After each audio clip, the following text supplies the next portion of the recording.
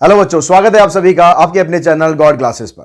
तो बच्चों, कई बार ऐसा होता है कि जब हम किसी दो चीज़ को कंपेयर करते हैं, तो जैसे हमने पिछली एक्सरसाइज में कहा, हमने कार्ल पीयरसन कोफिशिएंट निकाला, हमने कोवेरिएंस निकाला ताकि उन दोनों के बीच में क्या रिलेशन है, स्ट्रॉन्ग रिलेशनशिप है, वीक रिलेशनशिप है, या कोई रिलेशन ही नहीं है।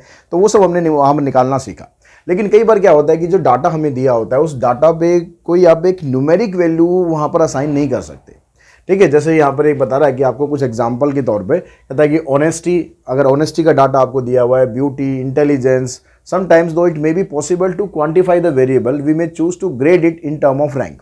तो हम वहाँ पर कोई वैल्यू तो नहीं दे सकते, लेकिन हाँ, हम उसको रैंकिंग कर सकते हैं। ठीक है, तो रैंकिंग करने के बाद आप उसमें क्या करेंगे, आप उसको 1 से लेकर रैंकिंग देंगे। अब रैंकिंग आप कैसे भी दे सकते हैं कि रैंकिंग आप हाईएस्ट से लोएस्ट भी जा सकते हैं या लोएस्ट से हाईएस्ट भी आ सकते हैं। मतलब जिसको सबसे कम वैल्यू है उसको आप 1 दे सकते हो, फिर ऊपर धीरे धीरे बढ़ते जाओगे, 1 2 3 ऐसे कर सकते हो, या फिर सबसे जो टॉप पे है उसको 1 दे सकते हो और बाकियों को फिर 2 3 4 जैसे मर्जी आप रैंकिंग कर सकते हो। ठीक है, अब रैंकिंग करने के बाद क्या करना है, if two corresponding set of value x and y are ranked in such manner the Edward Spearman coefficient of rank correlation denoted by r, फिर बेस में लिखा हुआ रैंक, और as r is given by. तो अब हम इन दोनों के बीच में जो रिलेशनशिप फाइंड करना चाह रहे हैं, तो उसके लिए हम क्या करेंगे, यहाँ पर हम निकालेंगे एडवर्ड स्पीयरमैन कोफिशिएंट, या आप सिंपली इसको बोल सकते हो स्पीयरमैन्स रैंक कोरिलेशन कोफिशिएंट। तो अगर क्वेश्चन में इस तरह से दिया होता है आपको, तो आपको ये वाला फार्मूला यूज करना है स्पीयरमैन रैंक कोफिशिएंट का। ठीक है, इसके अंदर फार्मूले के अंदर क्या है, आपको आर की वैल्यू निकालनी है, तो आएगा 1 माइनस सिग्मा 6 इंटू में sigma D square divided by N into N square minus 1। अब यहाँ पर डी क्या है, D is the difference between rank of corresponding X and Y. जो एक्स और वाई की वैल्यू हमने ली, दो में दे रखी होगी, जो रैंक हमने कर रखा होगा, उस रैंक के बीच में जो उनका डिफरेंस है, कॉरस्पॉन्डिंग डिफरेंस, ठीक है, उनका जो डिफरेंस आएगा वो यहाँ पर डी आएगा, और उन सबका सम आप कर देंगे, और डी स्क्वायर करने के बाद फिर उनका सम करेंगे, वो आपको यहाँ पर पुट करना है।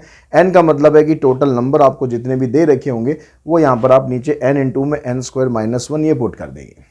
ठीक है, लेकिन जब हम रैंकिंग करेंगे, तो रैंकिंग करते समय कई बार क्या होता है कि कुछ टर्म्स, जैसे मान लो आपने क्लास की रैंकिंग करनी है, फर्स्ट सेकंड थर्ड बच्चे आए, कभी कभी ऐसा भी होता है कि कुछ बच्चे सेम रैंक पे आ जाते हैं, दो बच्चों के मार्क्स सेम आ जाते हैं, तो ऐसा भी हो सकता है। तो जब उनको आप रैंक करेंगे, मान लो एक सबसे पहले फर्स्ट आ गया बच्चा, तो सेकंड वाला बच्चा है उसमें, और जो थर्ड जो एक और बच्चा है, उन दोनों के मार्क्स सेम आ रहे हैं, तो आप किसको सेकंड कहोगे, किसको थर्ड कहोगे, आप दोनों को ना तो सेकंड कह सकते ना थर्ड कह सकते।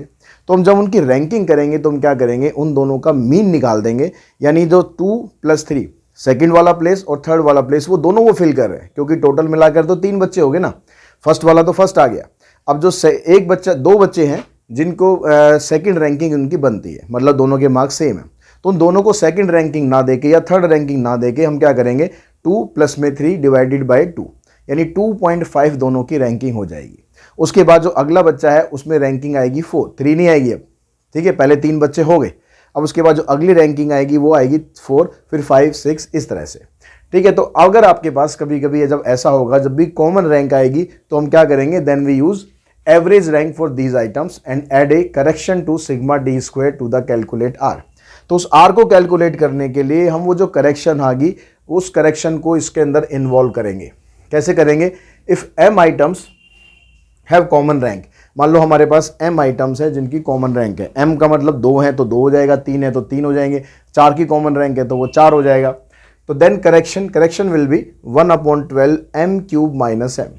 ठीक है, ये करेक्शन आपको ऐड करनी है सिग्मा 6 इंटू में सिग्मा डी स्क्वायर के अंदर। If more types occurs of rank more correction are added, अगर इस तरह की और भी करेक्शन हो गई, मान लो सेकंड प्लेस पर 2 बच्चों का आ रहा था, अब मान लो 5th प्लेस पर 3 बच्चों का आ रहा है, तो उसकी भी जो करेक्शन आप करोगे वो भी इसके अंदर ऐड करनी है, और इसकी भी करेक्शन ऐड करनी है।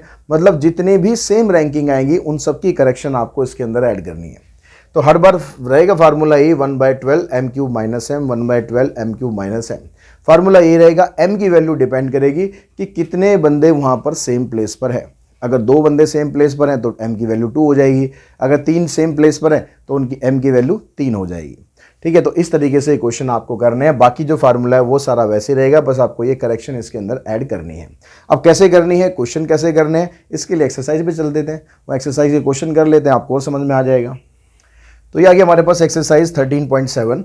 अब इसके अंदर जो सबसे पहला क्वेश्चन है, find the Spearman rank correlation between marks in maths and states. अब मैथ्स के मार्क्स आपके पास आ रखे हैं, स्टेट्स के मार्क्स आपके पास आ रखे हैं, और इसमें आपको स्पीयरमैन रैंक कोरिलेशन कोफिशिएंट निकालना है। तो उसके लिए पहले आपको इनकी रैंकिंग करनी है। ठीक है, एक जो मैथ्स की रैंकिंग है उसमें हम ले लेते हैं, उसको लिख लेते हैं R1, और जो स्टेट्स की रैंकिंग है उसको लिख लेते हैं हम R2।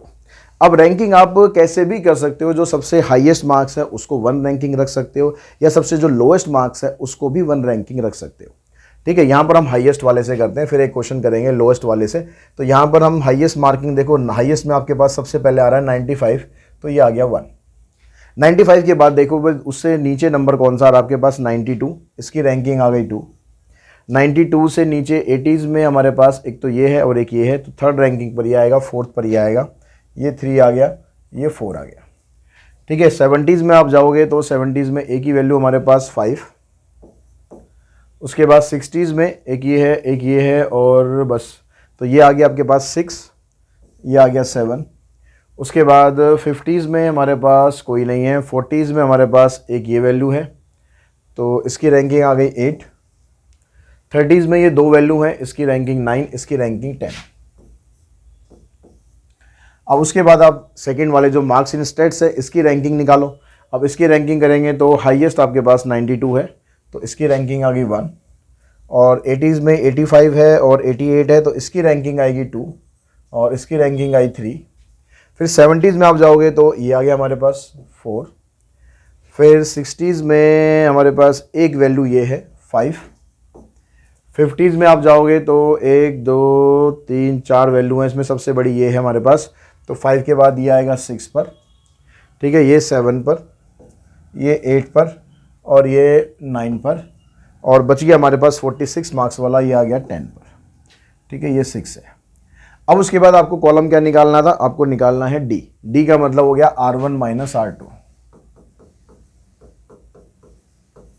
तो इन दोनों का डिफरेंस करोगे, 4 minus 3 1, 9 minus 9 0, 1 minus 1 0, 10 minus 6, 5 minus 4, 3 minus 5, 2 minus 2, 7 minus 7, 6 minus 8, 8 minus 10।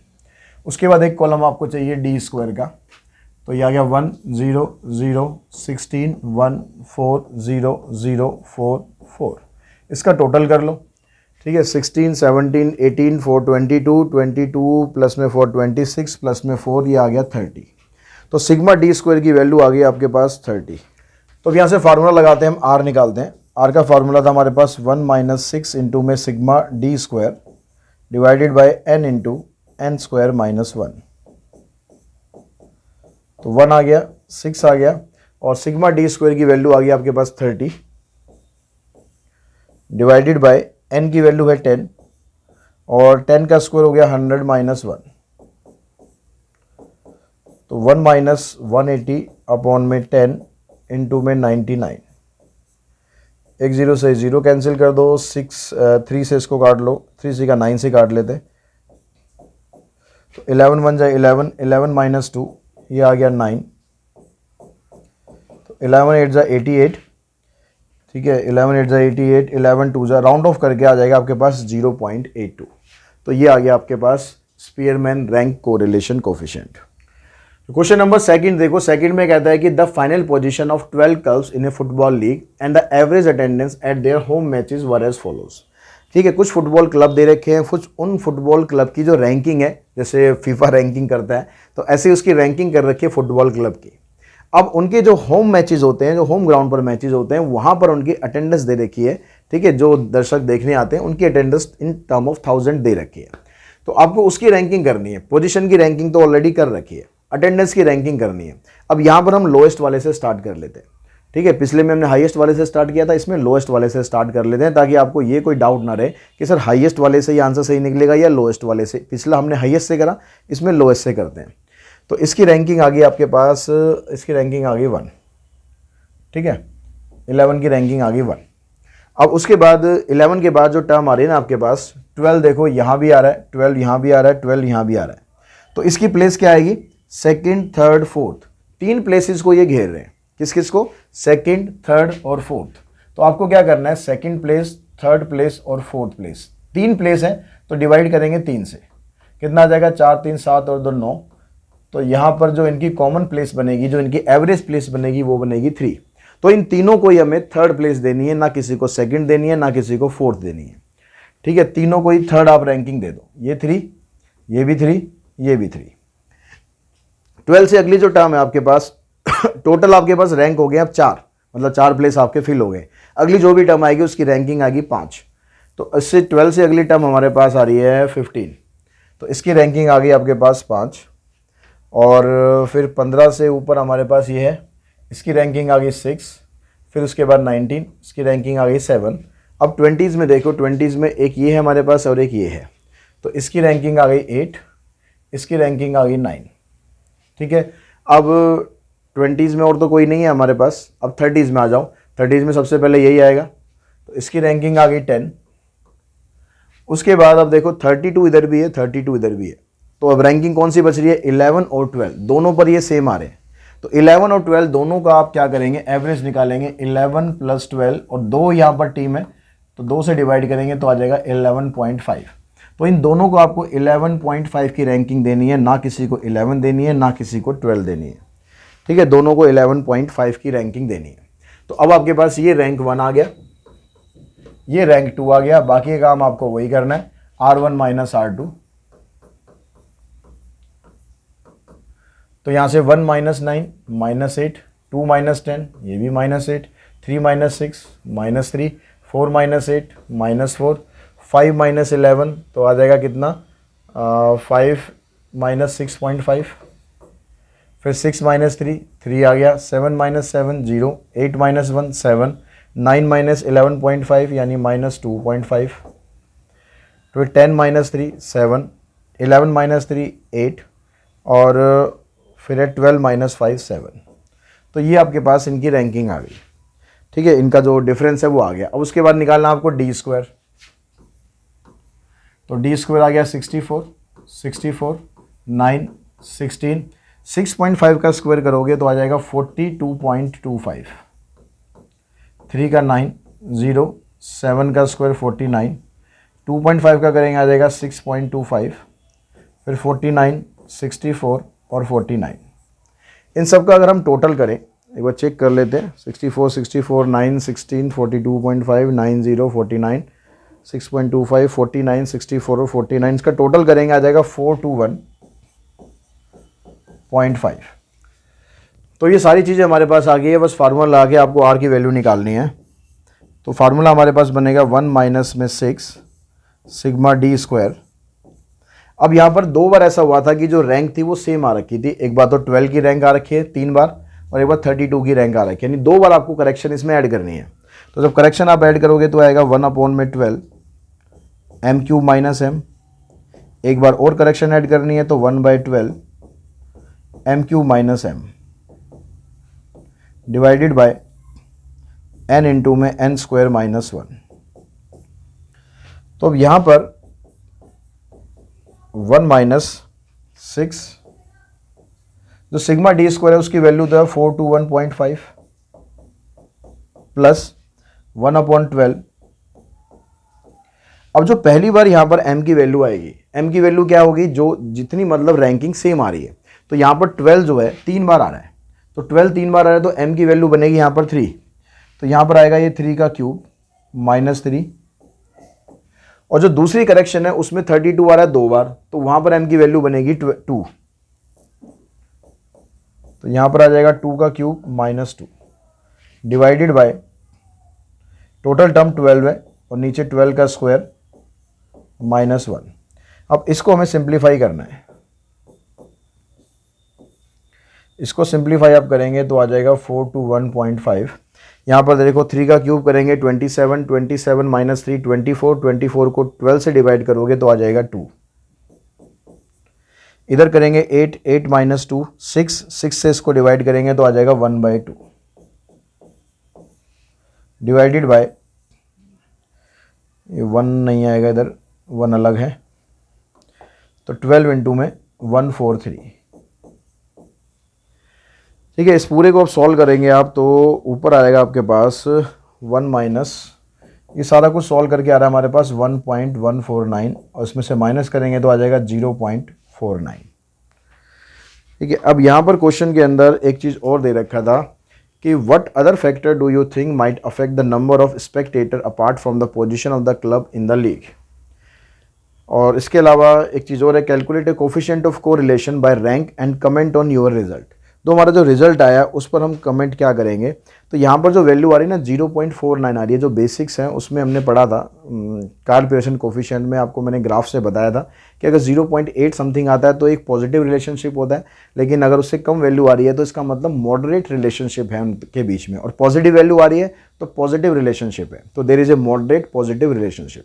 और दूसरी चीज़ ये पूछ रहा है कि जो अटेंडेंस है, अटेंडेंस पर क्या फ़र्क पड़ेगा, मतलब क्या फैक्टर्स हैं ऐसे जो अटेंडेंस के ऊपर फ़र्क डाल सकते हैं। तो उसमें कई सारे फैक्टर्स हो सकते हैं, वेदर भी हो सकता है, उसके अंदर असेसिबिलिटी भी हो सकती है कि स्टेडियम कितनी दूर है कितनी पास है, तो उसका भी फ़र्क पड़ता है, और किस दिन मैच हो रहे हैं ये भी फ़र्क पड़ता है। अगर वीक डेज़ में मैच हो रहे हैं तो अटेंडेंस कम होती है, और वीकेंड पे मैच होते हैं तो अटेंडेंस ज़्यादा होती है।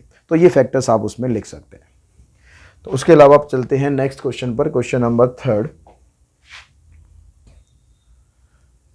क्वेश्चन में कह रहा था फॉलोइंग डाटा, ये डाटा आपको दे रखा है, ठीक है, ये डाटा हमें दे रखा है। अब इसमें भी आपको वही चीज़ फाइंड करनी है, रैंकिंग करनी है, और रैंक करके फिर आपको नंबर ऑफ व्हीकल्स का यहाँ पर वो दे रखा है आपको, तो वही आपको इसको रैंक करना है, इसको रैंक करना है, चाहे आप छोटे वाले से स्टार्ट करो चाहे आप बड़े वाले से स्टार्ट करो, किसी से भी स्टार्ट करो, रैंकिंग करके फिर आपको आर की वैल्यू फाइंड करनी है, ठीक है। तो इस क्वेश्चन को, और जो नेक्स्ट क्वेश्चन है फोर्थ, इन दोनों क्वेश्चंस को आप खुद ट्राई करेंगे, दोनों के अंदर सेम तरीके से ही करना है, कोई और फार्मूला है नहीं, एक ही फार्मूला यूज़ करना है, बस रैंकिंग करके डिफरेंस निकालना है और सिग्मा डी स्क्वायर करना है। अगर उसके बाद आपको ये देखना है कि कौन सी रैंक पर उनको वैल्यू जो है सेम आ रही है, तो उनकी एवरेज निकाल कर उनको वो रैंक अलॉट करनी है, ठीक है। बस ये चीज़ का ध्यान रखना है, और बाकी सब कुछ फार्मूले के हिसाब से चलेगा। हम चलते हैं क्वेश्चन नंबर 5 पे। क्वेश्चन नंबर 5 में कहता है कि Spearman coefficient of rank correlation between sales and profit of a group of firm was found to be 0.8। तो कोफिशिएंट ऑफ कोरिलेशन आपको दे रखा है इसने 0.8। If the sum of the square of the difference in rank is 63, तो sigma D square है, ये भी आपको इसने दे रखा है, ठीक है। Sum of the square of the differences ये दे रखा है आपको 33। Find the number of forms in the group, यानी एन आपको फाइंड करना है। तो जो फार्मूला था इसका, उस फार्मूले के अकॉर्डिंग क्या था, r equals to 1 minus 6 times of sigma D square divided by n into N square minus 1। तो r की वैल्यू आपको दे रखी है 0.8, 1 माइनस 6 इंटू में 33 divided by n into N square minus 1।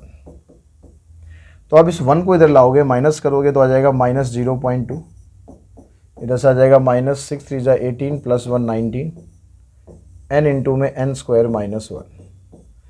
Minus minus cancel कर दो, इसको आप इधर ले आओ, n इंटू में n स्क्वायर माइनस 1, इधर आ जाएगा 198 डिवाइडेड बाय 0.2।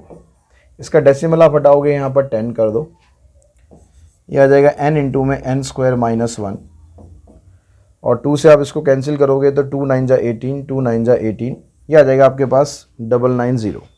अब आपको यहाँ पर n की वैल्यू फाइंड करनी है। अब एक तरीका तो ये है कि हम इसको मल्टीप्लाई करें फिर इसको फैक्टराइजेशन करें, वो बहुत लंबा मेथड हो जाएगा। तो हम क्या करते हैं, इसको क्या हम इस फॉर्मेट में लिख सकते हैं। अगर n को हम ऐसे लिखें, और इसको 990 को अगर हम ऐसे लिखें कि हमारे पास आ जाए 10 इंटू में 99, ठीक है। अब जो 99 है इसको हम ऐसे लिख लेते हैं 10 का स्क्वायर माइनस 1। अब देखो यही फॉर्मेट बन गया, n ये आ गया n का स्क्वायर माइनस 1। तो अब यहाँ से दोनों को आप कंपेयर करोगे तो n की वैल्यू मिल जाएगी आपको 10। उसके बाद इसका आप स्क्रीनशॉट ले सकते हो, ठीक है। क्वेश्चन उसके बाद चलते हैं 6 पर। 6 क्वेश्चन के अंदर यहाँ पर कहता है, in a beauty contest the Spearman coefficient of rank correlation between ranking given by 2 जजेस of 10 contestant was found to be 0.5। तो r आपको दे रखा है इसने 0.5 और n की वैल्यू दे रखी है 10। Later it was discovered that difference in ranking in one case was wrongly taken as 3 instead of 7। जो हम डिफरेंस लेते हैं वो डिफरेंस गलती से 7 की जगह 3 ले लिया गया। तो find the correct coefficient of rank correlation. तो आपको क्या करना है, यहाँ पर जो करेक्ट डिफरेंस है वो आपको फाइंड करना है। अब करेक्ट डिफरेंस फाइंड करने के लिए हम क्या करें, हमें जो अभी दिया हुआ है उसने, उसके हिसाब से अगर हम चलें तो हमें क्या दिया हुआ है, हमें दिया हुआ है कि R ये आ गया 0.5, 1 minus 6 times of sigma D square.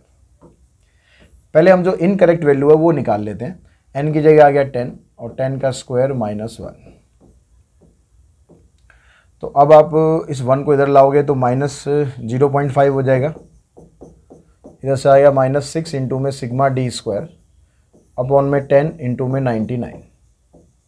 Minus से ये माइनस कैंसिल, ठीक है। इसका डेसिमल आप हटाओगे तो 5/10 आ जाएगा। इस 10 से ये 10 भी कैंसिल, 6 से इसको कैंसिल करो, 3 2 6, 3 3 9, 3 3 9। तो 33 इंटू में 5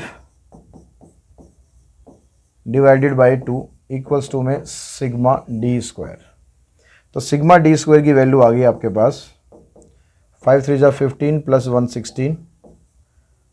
तो सिग्मा डी स्क्वायर आ गया हमारे पास 2 8 16, 2 2 4, 82.5। ये आया हमारे पास 82.5। जो आया ना हमारे पास, ये वाला आया इनकरेक्ट, क्योंकि ये जो डाटा हमें दिया हुआ था ये इनकरेक्ट डाटा का था। तो हमारे पास आ गया incorrect sigma D square is equals to 82.5। अब हमें निकालना है करेक्ट। तो करेक्ट सिग्मा डी स्क्वायर क्या बनेगा,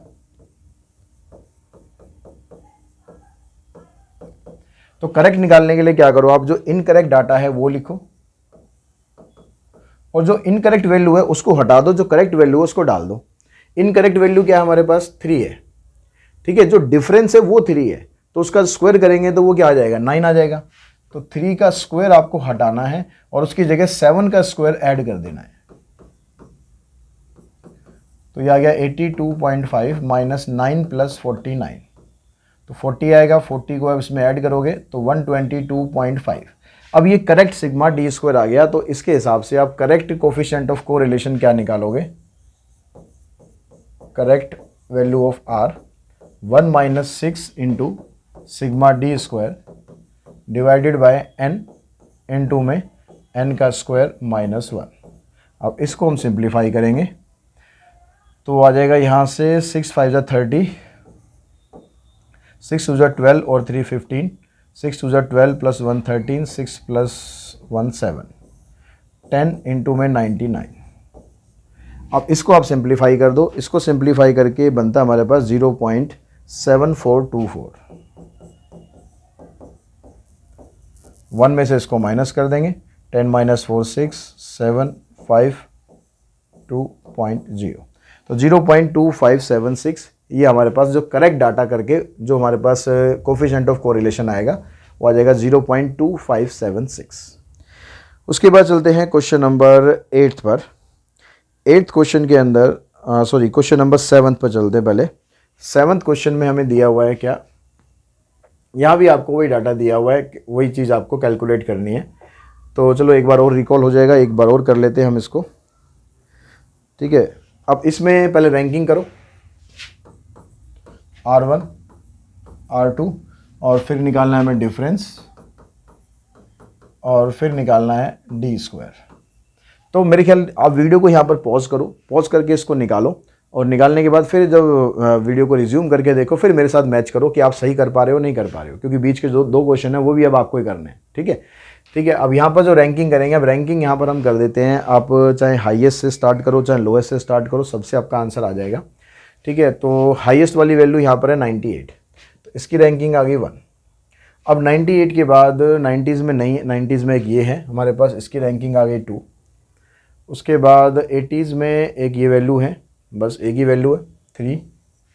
और 70s में 78 है, 75 है, तो 78 ये आ जाएगा 4 और ये आ जाएगा 5। 60s में आपके पास 65 है, 62 है, बस ये 2 वैल्यू हैं, तो इसकी रैंकिंग आ गई 5 तक तो होगी हमारी, ये 6 और ये 7। उसके बाद आ जाओ आप 50s में, 50s में कोई नहीं है हमारे पास, 40s में कोई नहीं है हमारे पास, 30s में एक ये है और एक ये है, तो इसकी रैंकिंग आई 8 और इसकी रैंकिंग आ गई 9, इसकी रैंकिंग आ गई 10। अब जो सेकंड वाला है हमारे पास उसकी रैंकिंग करेंगे तो 91 इधर है, 80s में एक ये है हमारे पास और एक ये है, तो इसकी रैंकिंग 2, इसकी रैंकिंग 3। 70s में कुछ नहीं है, 60s में आपके पास एक ये है और एक ये है, तो इसकी रैंकिंग 4 उसकी रैंकिंग 5। फिर 50s में आप जाओगे तो एक ये टर्म है और एक ये टर्म है, एक ये टर्म है, इसमें सबसे बड़ी ये है हमारे पास, तो 6, 7 और ये आ गई 8। 40s में एक ये है आपके पास और क्या रह गया है, और एक 68 वाली वैल्यू छूट गई हमारी, तो इसकी रैंकिंग गड़बड़ हो गई है, इसको दोबारा करो, ध्यान से रैंकिंग करना भाई। 91 ठीक है हमारे पास, उसके बाद आ रहा था 86 वाला 2 और 84 वाला 3। फिर 60s की रैंकिंग हमारी गलत हुई थी, तो 60s में पहले ये आएगा, एक ये आएगा और एक ये आएगा, मतलब इसकी रैंकिंग आएगी हमारे पास 4, इसकी रैंकिंग आएगी 5। ठीक है, अब 50s में चलते हैं। अब इसकी रैंकिंग आई आपके पास 6, इसकी 6 हो गई, इसकी एक मिनट पहले ये है हमारे पास, इसकी रैंकिंग 6, इसकी रैंकिंग 7, इसकी रैंकिंग 8 और इसकी रैंकिंग 9 और उसके बाद आई इसकी रैंकिंग 10। अब ठीक है, अब इसका डिफरेंस निकालो, तो 8 - 10 - 2, 6 - 8, 7 - 7, 2 - 2, 3 - 5, 5 - 4, 10 - 6, 1 - 1, 9 - 1, 4 - 3। इसका स्क्वायर करो, 4 4 0 0 4 1 16 0 0 1। टोटल करो, 4 8 12 13 और 16 29 और 31, टोटल आ गया इसका 30। अब यहाँ पर तो कोई कॉमन रैंकिंग थी नहीं, तो सीधा सीधा फार्मूला लगा दो, 1 - 6 इंटू में सिग्मा डी स्क्वायर अपॉन में 10 इंटू में 10 का स्क्वायर -1। तो इससे ये कैंसिल होगा, 1 - 6 इंटू 3 अपॉन 99, 3 से ये कैंसिल हो गया, 3 से ये भी कैंसिल हो जाएगा, तो 11 - 2 9 अपॉन 11 यानी आ जाएगा 0.82। तो क्वेश्चन नंबर 8 देखते हैं। 8th में आपको ये जो दिया हुआ है, इसने 2 अलग अलग टेस्ट हो रहे हैं, उन टेस्ट के मार्क्स यहाँ पर हैं, तो उसकी रैंकिंग हम करते हैं, R1 और R2 निकाल लेते हैं, फिर इसका डिफरेंस निकालेंगे और डिफरेंस निकालने के बाद फिर इसका स्क्वायर निकालेंगे। तो R1 की वैल्यू, सबसे बड़ी वैल्यू देखो यहाँ पर है 9, तो ये आ गया 1, ठीक है, ये आ गया 2, बेशक आप कोई मार्क करते जाओ पहचान के लिए, ये आ गया 3, फिर ये आ गया 4, उसके बाद 5, फिर 6, उसके बाद फिर 7, फिर 8, उसके बाद फिर 9 और फिर यहाँ पर आएगा 10। ठीक है, अब R2 निकालेंगे। R2 में सबसे बड़ी वैल्यू आपके पास ये है 1, ठीक है, ये 2, फिर ये आ गया 3, उसके बाद 4 के लिए ये आ गया आपके पास। अब 9 से छोटी जो वैल्यू है वो 8 आपके पास आ रही है 3 बार, तो रैंकिंग क्या बनेगी, 3 प्लेस है हमारे पास, रैंकिंग होगी 5 6 7, ये तीनों रैंकिंग इनको देनी है, लेकिन ना 5 दे सकते, ना 6, ना 7, हमें इनकी एवरेज देनी है। तो इनकी एवरेज के लिए इन सबका सम करो, 3 से डिवाइड कर दो, क्योंकि 3 रैंकिंग है, तो 5 + 6 11 + 7 18, 18 डिवाइडेड बाई 3 करेंगे तो 6, तो तीनों को आपको रैंकिंग 6 देनी है। 6 ये हो गया, 6 ये हो गया और 6 ये हो गया। ठीक है, रैंकिंग आ गई। अब कहाँ तक रैंकिंग फिल होगी हमारी, 7 तक फिल हो गई है। अब अगली जो रैंकिंग आएगी वो 8 आएगी, वो मिलेगी इसको, फिर 9 और फिर 10। अब इनका डिफरेंस निकाल लो, 8 - 6, 8 - 6 2 आ गया, 5 - 2 10 - 6, 6 - 4 7 - 8 9 - 9 4 - 10 और 2 - 1 3 - 6 1 - 3।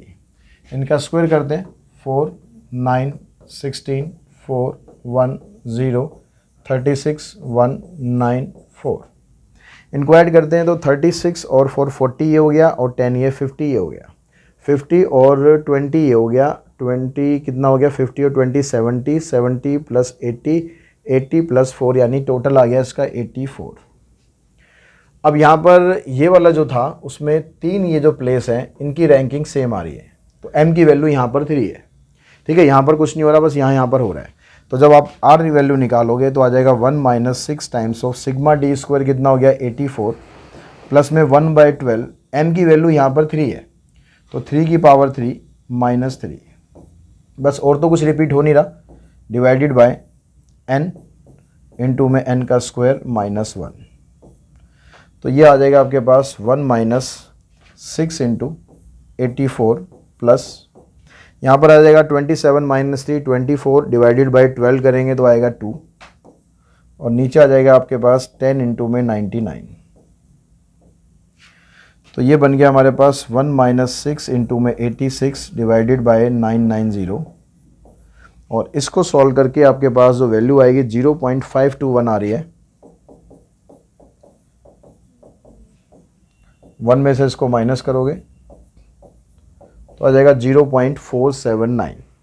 ठीक है, ये हमारे पास आंसर आ जाएगा, और 0.4 समथिंग आ रहा है, तो इसका मतलब इन दोनों के बीच में एक मॉडरेट रिलेशनशिप है, बहुत स्ट्रॉन्ग रिलेशनशिप नहीं है, मॉडरेट रिलेशनशिप है। तो यहाँ तक के जो क्वेश्चंस हैं और एक्सरसाइज हमारी ख़त्म हो गई है, साथ ही जो चैप्टर है डिस्क्रिप्टिव स्टेट्स ये भी ख़त्म हो गया है। पूरा फार्मूले का खेल है इस चैप्टर में, और कुछ नहीं है। फार्मूले अगर आपको याद है, थोड़ा कैलकुलेशन है लास्ट में, बस इतना अगर आपने कर लिया तो इसके जो मार्क्स हैं वो आप बड़े आराम से ले सकते हैं। तो आज की इस वीडियो में इतना ही, जल्दी मिलते हैं नेक्स्ट वीडियो में एक नए चैप्टर के साथ। Thanks to all of you.